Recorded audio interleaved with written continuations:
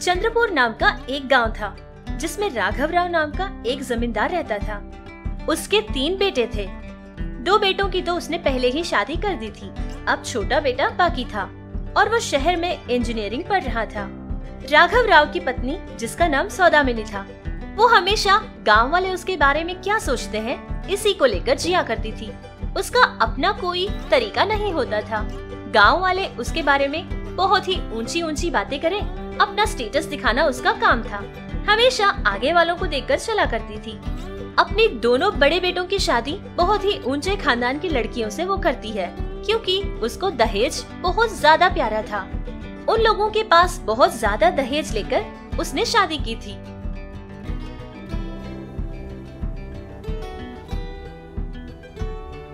भाभी जी, कैसी हैं आप? कितने दिन हो गया आपको देखकर। हाँ हाँ, मुझे क्या हुआ, मैं तो बहुत अच्छी हूँ। मेरा पति इतना कमाता जो है, और तो और मेरे बेटे भी कमाते हैं। कितना भी चाहे खर्च कर लूँ, बहुत बच ही जाता है मेरे पास। वैसे मेरी फिक्र छोड़ो, तुम बताओ क्यों आई थी? वैसे तो कोई काम के बिना तुम आती नहीं हो ना, क्या बात है? अरे हाँ, वही तो बताने के लिए आई हूँ भाभी जी कि मेरे बेटे की शादी पक्की हो गई है। अच्छा, दहेज कितना ले रही है लड़की वालों से? अरे कहाँ भाभी जी, आप जितना तो इस गांव में कोई नहीं ले सकता दहेज।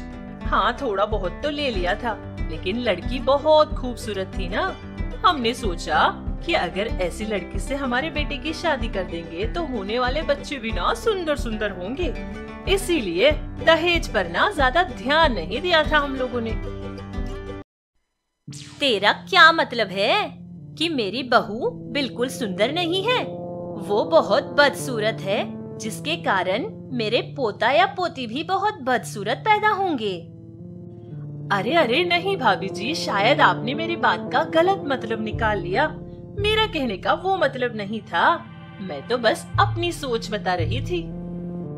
हाँ, मैं सब जानती हूँ कि तुम्हारे कहने का क्या मतलब है। रहने दो, अब अपना काम देखो।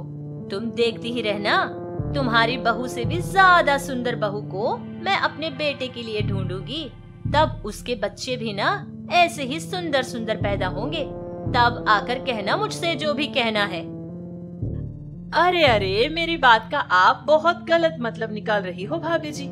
अच्छा ठीक है, अभी मैं चलती हूँ।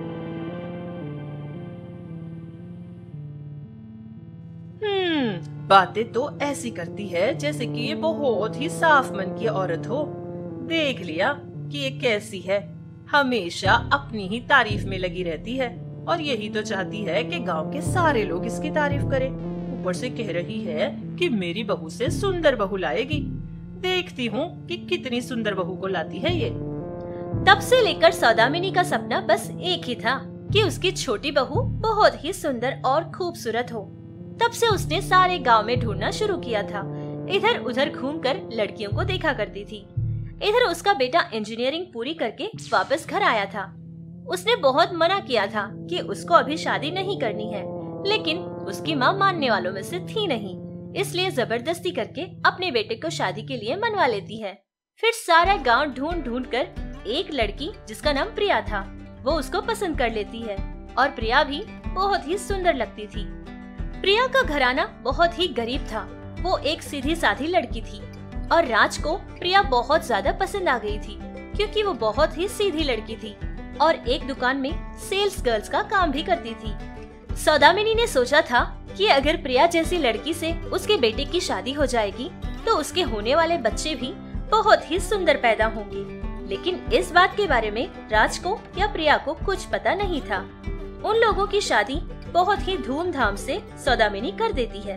वो लोग बहुत ही खुश रहने लगे। प्रिया के माता पिता भी इस बात से बहुत ज्यादा खुश थे कि उनकी बेटी को इतने बड़े घर का रिश्ता मिल गया। कुछ महीने गुजर गए थे। सौदामिनी को इंतजार था कि उसकी बहू बहुत जल्द ही खुशखबरी सुनाएगी, लेकिन ऐसे ही वक्त बीतता गया। फिर उसको डर लगने लगा कि कहीं कोई समस्या तो नहीं। वो अपनी बहू को लेकर अस्पताल पहुंचती है। जांच करने के बाद पता चलता है कि उसके अंदर तो कोई परेशानी नहीं है। प्रिया एक बहुत ही स्वस्थ लड़की है। उसको माँ बनने में कोई समस्या नहीं है, लेकिन थोड़ा सा इंतजार करने की जरूरत है। इतना कहकर वो डॉक्टर चली जाती है। फिर वो लोग भी घर वापस आ जाते हैं। देखते ही देखते 1 साल गुजर गया था। सौदामिनी को बहुत जल्दी पड़ी थी कि उसके छोटे बेटे को बच्चे क्यों नहीं हो रहे हैं। वो बहुत परेशान होकर एक और बार पत्नी और पति दोनों को ही अस्पताल जाने को कहती है। फिर उसका बेटा और बहू दोनों मिलकर दोबारा अस्पताल चले जाते हैं। डॉक्टर्स ने उन दोनों की पूरी परीक्षा की थी। सारी जांच करने के बाद ये बात पता चली कि समस्या प्रिया में नहीं बल्कि राज में है। हो सकता है कि कुछ इलाज के बाद वो ठीक हो जाएगा और उसको बच्चे भी हो जाएंगे, और इस इलाज के लिए थोड़ा समय तो लगेगा ही लगेगा। अरे ये क्या हो गया? आपको पता है, सासू माँ जब भी कोई बात करती है तो बच्चे को लेकर ही करती है। अगर ये बात अभी उनको पता चली कि बच्चा होने में बहुत समय लग जाएगा तो शायद ही वो बर्दाश्त नहीं कर पाएगी। अरे लेकिन प्रिया, अब कर भी तो कुछ नहीं सकते हैं ना। अगर यहीं रहेंगे तो माँ तो ऐसे ही तुम्हें तंग करती रहेगी और हमेशा यही सवाल उठाती रहेगी। मुझे लगता है कि मुझे यहाँ से कहीं दूर जाना पड़ेगा। मैं ना कोई शहर चला जाता हूँ और फिर वहाँ अपने लिए कोई काम ढूंढ लूंगा। जब वहाँ सब कुछ मैं तुम्हारे लिए तैयार कर लूंगा, फिर आकर तुम्हें भी अपने साथ लेकर जाऊंगा। ठीक है? तब तक तुम अपना ख्याल रखना। सौदामिनी को तो बेटे को फिर से शहर भेजना बिल्कुल पसंद नहीं था, लेकिन फिर भी उसने जिद की और राज अपना गांव छोड़कर शहर चला जाता है। सौदामिनी से प्रिया ने कुछ नहीं कहा था कि समस्या उसके अंदर नहीं बल्कि उसके बेटे के अंदर है, क्योंकि अगर ये बात सौदामिनी को पता चलती तो उसे बहुत ज्यादा दुख होता था। बाकी गांव के लोगों से भी प्रिया ने यही कहा था कि उसके अंदर कोई समस्या है जिससे उसको बच्चे जल्द से जल्द पैदा नहीं होंगे। इसके लिए इलाज करवाने की जरूरत है। ये बात पता चलने के बाद सौदामिनी का बर्ताव अपनी बहू के साथ पूरी तरह से बदल गया था। वो उससे बहुत ज्यादा नफरत करने लगी और तो और वो उससे कहती भी रहती थी कि जो लड़की एक बच्चा नहीं पैदा कर सकती उसको इतने सुंदर और आलीशान घर में रहने का कोई हक नहीं है। और सौदामिनी उससे ये कहती है कि वो आज के बाद उस घर में नहीं रहेगी। इतना कहकर उनके घर के बाहर जो झोपड़ी थी उसमें रहने के लिए कह देती है।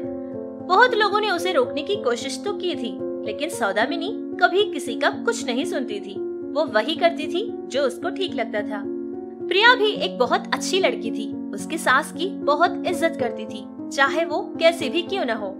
जैसा उसकी सास ने कहा था प्रिया ने वैसा ही किया था। वो उस झोपड़ी में चली जाती है और वहीं रहकर अपने पति के आने का इंतजार करती है।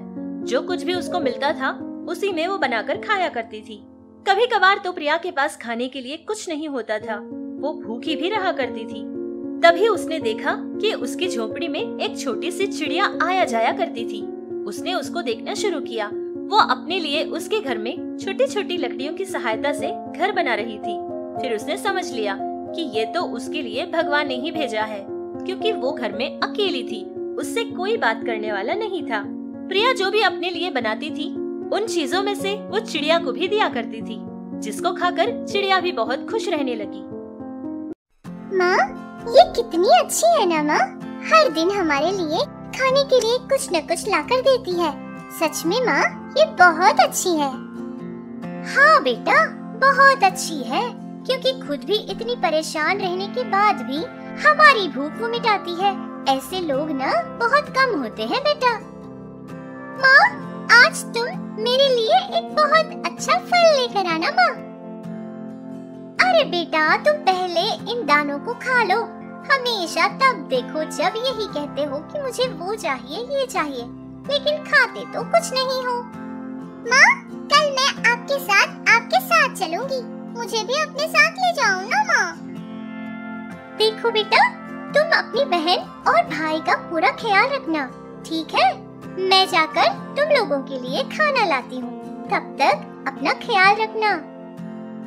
उन छोटे पंछियों की माँ उनके बच्चों का खाना लाने के लिए बाहर चली जाती है और फिर एक बिजली की तार पर जाकर बैठ जाती है, जिसको देखकर प्रिया ने इशारा तो दिया था कि वहाँ से निकल जाए, लेकिन उस बेचारी चिड़िया की कुछ समझ नहीं आया था। देखते ही देखते उसको करंट लग जाता है और वो वहीं के वहीं मर जाती है। ये देखकर भागती हुई उसके पास चली जाती है। उसको बहुत ज्यादा रोना आता है। फिर वो उस पंछी को उसके बच्चों के पास लेकर जाती है। छोटी पक्षियाँ अपनी माँ को ऐसे देखकर बहुत ज्यादा रोने लगी। फिर प्रिया उन छोटे पंछियों की बहुत ज्यादा देखभाल करती थी, उनसे बहुत प्यार करती थी, अपनी माँ की तरह उनको लगा करता था। वो उनको हर वक्त का खाना खिलाती और फिर उनका पूरा ख्याल रखती थी। अरे ये मनहूस तो पता नहीं कहाँ से आ गई मेरी जिंदगी में। मैंने सोचा था कि अगर इसको खाना नहीं मिलेगा तो भूखी रहकर मर जाएगी, लेकिन ये तो बहुत खुशी खुशी अपना जीवन गुजार रही है।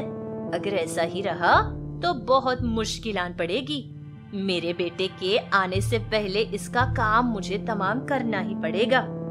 जब ये मनहूस मर जाएगी तब मैं अपने बेटे की शादी किसी और लड़की से कर दूंगी।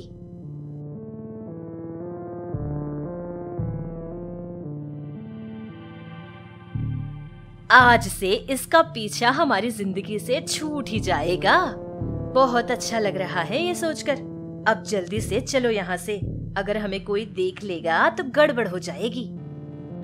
वो सांप प्रिया को डसने ही वाला था कि इतने में सारी चिड़िया बहुत जोर जोर से चिल्लाने लगी। उनकी आवाजें सुनकर प्रिया जग जाती है और फिर सांप को देखकर बहुत घबरा जाती है।